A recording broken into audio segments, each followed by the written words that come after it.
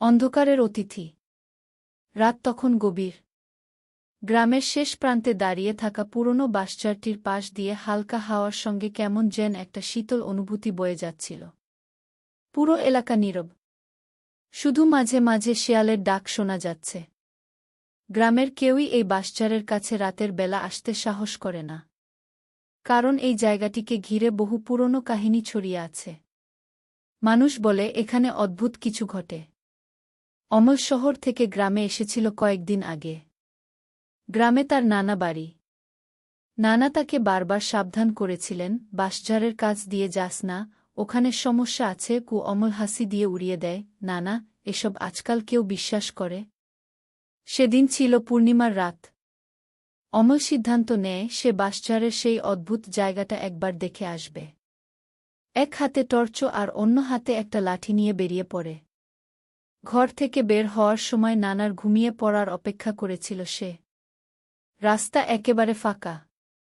পূর্ণিমার আলোয় চারপাশ পরিষ্কার দেখা যাচ্ছে, কিন্তু বাঁশঝাড়ের কাছে গিয়ে সব কেমন যেন অন্ধকার হয়ে আসে। বাঁশঝাড়ের দিকে এগিয়ে যেতেই হঠাৎ অমলের মনে হল কেউ যেন তাকে পেছন থেকে ডাকছে। পিছনে তাকিয়ে কিছুই দেখতে পেল না। অমল ভাবল হয়তো তার মনই এসব ভাবছে। সাহস করে সে বাঁশঝাড়ের ভেতরে পা রাখল।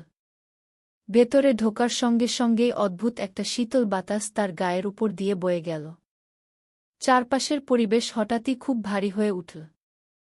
গাছের ডালপালাগুলো যেন অমলকে থামিয়ে দিতে চাইছে। হঠাৎ করে তার সামনে একটা অস্পষ্ট অবয়ব দেখা দিল।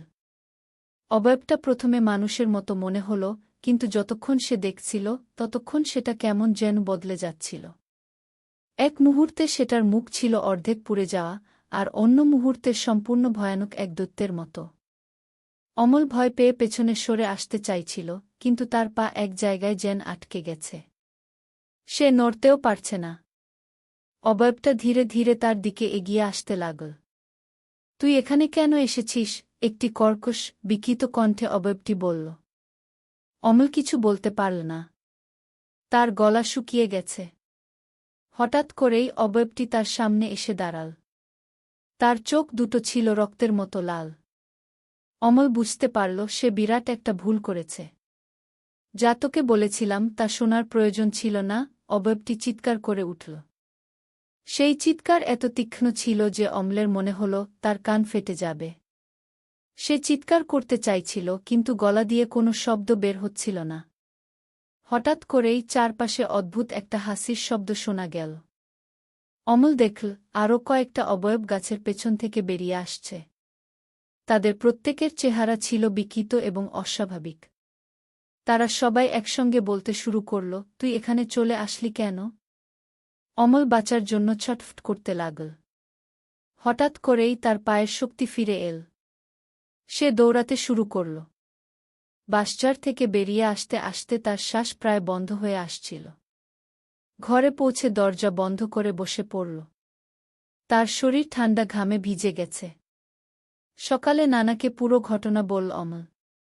নানা বললেন, তোর বাবার ছোটবেলায় এই জায়গায় এক সন্ন্যাসীকে হত্যা করা হয়েছিল। সেই থেকে এই জায়গা অভিশপ্ত হয়ে গেছে। আমি তোকে বারবার বলেছিলাম, তুই শুনলি না। এবার যদি আবার ওদিকে যাস, তোর কিছুই করতে পারব না আগে। অমল আর কোনোদিন বাঁশঝাড়ের দিকে পা বাড়ায়নি। কিন্তু সেই রাতের অভিজ্ঞতা তাকে আজও তাড়া করে ফেরে। মাঝে মাঝে রাতে সে ঘুমের মধ্যে সেই ভয়ানক অবয়বগুলোর হাসি শুনতে পায়। তখনও মনে হয় তারা তাকে ডাকছে। শেষ।